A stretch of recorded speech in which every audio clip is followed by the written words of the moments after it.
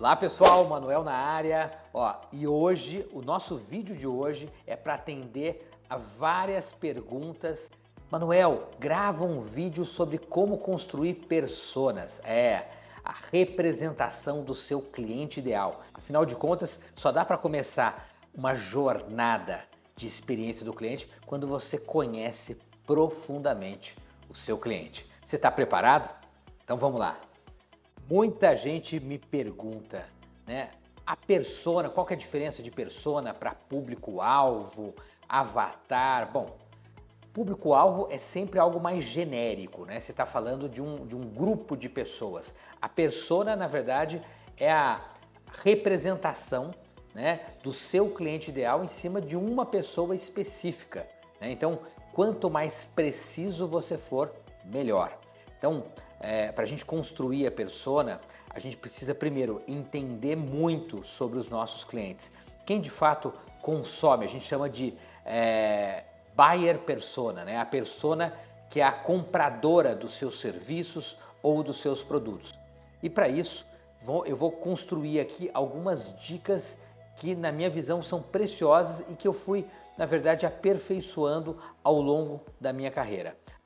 Eu sou de um tempo, né, profissional, quando eu comecei as minhas atividades profissionais, que a gente trabalhava muito target ou público-alvo, era sempre algo mais genérico. E com o passar do tempo, né, e com a precisão que o marketing digital hoje nos permite, né, a gente consegue especificar cada vez mais a sua comunicação se você entender quem é o seu cliente. Então é fundamental. E daí vão três áreas fundamentais, três dicas fundamentais para construir a persona. Aguarda, porque a terceira etapa para mim é a mais importante de todas. Mas vamos lá. A primeira dica fundamental para construir a sua persona são o que eu chamo de aspectos demográficos e socioeconômicos. Qual é o gênero do seu cliente? Manuel, precisa escolher entre homem e mulher? Sim, é fundamental. Quanto mais preciso for, melhor. Se a maioria dos seus clientes que compram, né, o seu produto ou serviço são mulheres, então defina como mulher. Depois é fundamental definir a idade dessa mulher. Essa mulher tem 38, tem 40 anos de idade, tem 35, 45. Manuel, mas precisa ser preciso mesmo? Quanto mais preciso, melhor será para construir a sua jornada, a sua comunicação, a sua forma de se relacionar com o seu cliente. E além do gênero, da idade, né, é fundamental saber onde esse seu cliente mora. Né? Ele mora onde? Ele mora a quantos quilômetros de distância, né, do seu estabelecimento? Ele mora em que bairro, em que região da cidade, né? E daí, evidentemente, qual é a renda mensal desse seu cliente? Manuel, mas tem que ser preciso?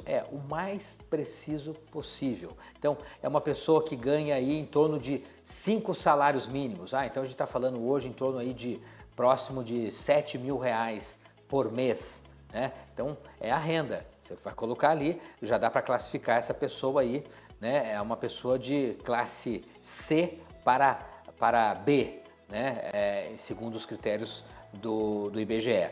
Mas enfim, daí além disso é fundamental entender. Então você já sabe qual é o gênero, qual é a idade, onde ele mora, qual a renda dele e a escolaridade. Você começar a construir, né, culturalmente, né, qual que é o nível de instrução dessa pessoa, né? É superior incompleto, é pós-graduado ou só tem o ensino médio, enfim. Então é fundamental. Essa é a primeira etapa, né, para a gente começar a construir a sua persona. Bom, a segunda etapa da construção da persona é o estilo de vida do seu cliente. O seu cliente ele é casado, ele é solteiro, porque isso ajuda a determinar o estilo de vida da pessoa. Um outro aspecto importante é, tem filhos, né? Quantos filhos? Porque isso inclusive influencia drasticamente nos hábitos de consumo, né? Uma pessoa, evidentemente, uma mulher de 40 anos, né, que tem 2 filhos, ela vai ter um perfil de consumo totalmente diferente de uma mulher de 40 anos sem filhos, solteira, tal. Evidentemente vai sobrar mais dinheiro para ela despender em moda, em beleza, em consumo próprio, né? Porque ela não tem filhos. Então isso determina muito. Então, além do estado civil, né? Se tem filhos, quantos filhos tem, a profissão. Qual é a profissão? A profissão muitas vezes determina o estilo de vida.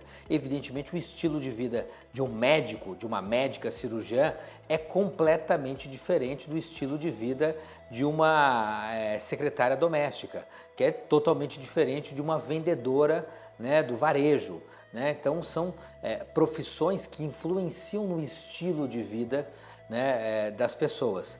E uma outra questão são as preferências. Quais são as preferências dessa pessoa? Essa pessoa, por exemplo, ela é mãe, tem 2 filhos, né, ela prioriza produtos de alta qualidade para a alimentação dos seus filhos, ela prioriza a saúde, ela é uma pessoa que gosta, né, de academia, de esportes, ela tem uma atividade esportiva, enfim, você vai começar a construir a partir das preferências, o que ela gosta, os hobbies, né, dessa sua ou do seu cliente, né? Então é fundamental falar sobre as preferências. Então ela gosta de viajar nos finais de semana, né? Ela gosta de almoçar fora ou de jantar fora de casa, enfim. Então você começa a construir, ela está estudando, ela gosta de estudar, ela adora cinema, ela gosta de assistir documentários, de vídeos, etc. Tal. Então assim, é começar a construir o estilo do seu cliente. Essa é a segunda etapa. Bom, para a gente de fato ser assertivo, ser extremamente certeiro na experiência que você vai construir para o seu cliente ideal, para a sua persona, é fundamental essa terceira parte aqui, que para mim é hoje a mais importante. Sabe qual é? Quais são as dores da sua cliente, do seu cliente? O que está incomodando ela que você pode resolver, que você pode entregar uma solução para ela através dos seus produtos e serviços? Manuel, mas como assim dores? Não é necessariamente uma dor física, é algo que está faltando para ela. Então, por exemplo, né, essa pessoa ela tem pouco tempo, ela não tem condições, né, de ter uma empregada doméstica na casa dela, ela tem que fazer o almoço para os filhos e tal, então ela tem uma dor, porque ela falta tempo, ela quer dar uma alimentação saudável para os filhos, mas ela não tem tempo para isso, então é uma dor dela. Então se eu tenho uma solução, se eu faço uma entrega, né, cada dia de uma refeição balanceada, uma marmita, né, não sei, a antiga marmita, hoje tem eu acho que outros nomes por aí, né, mas balanceada nutricionalmente, cada dia uma coisa diferente e tal, e que eu entrego de maneira certeira todo dia, meio-dia na casa da pessoa, tal, sem ela precisar se preocupar, eu estou resolvendo uma dor dessa mulher, né? Então, quais são as dores, né, do seu cliente que você resolve, né? É a pergunta que não quer calar. Aí talvez seja a chave de tudo para você construir uma jornada não só de venda, mas uma jornada, né, completa para a sua cliente, para o seu cliente. Uma outra questão fundamental, quais são os desejos, né, do seu cliente? Ela tem desejo de se manter em forma, ela tem desejo de ter uma vida saudável, ela tem desejo, necessidade, né, de se sentir bonita, né, vistosa, etc. Tal. Enfim, são desejos, né? Como manter uma vida tão corrida, tão acelerada, com tantos papéis, né, e se manter em forma ainda, tal, com uma alimentação saudável, tal. Então, esses são os desejos, né? E uma outra questão fundamental é quais são as frustrações desse seu cliente ideal, né? Quais são as frustrações? Ele já de repente contratou um concorrente seu que frustrou ele num determinado. Ele tinha uma expectativa e essa expectativa foi frustrada, né? Ele não foi bem atendido. A marmita chegava no horário errado, chegava atrasada, chegava, né? Pô, daí os filhos tinham menos tempo para almoçar, enfim. Então são frustrações, ou seja, são aspectos que frustraram ele no passado e que evidentemente você tem que saber disso para que isso não volte a ocorrer e que você de fato atenda ele da melhor forma possível.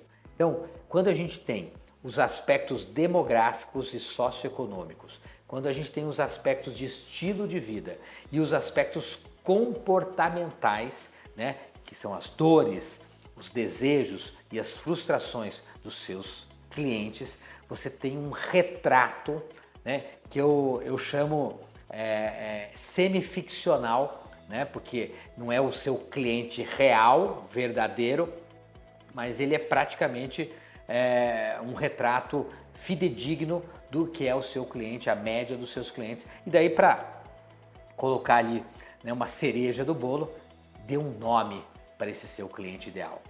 Então é a Cíntia, por exemplo, né? Pô, legal, porque daí em todas as suas reuniões de negócio com a sua equipe, com a sua estrutura tal, você vai se referir a Cíntia e todo mundo vai saber quem é a Cíntia.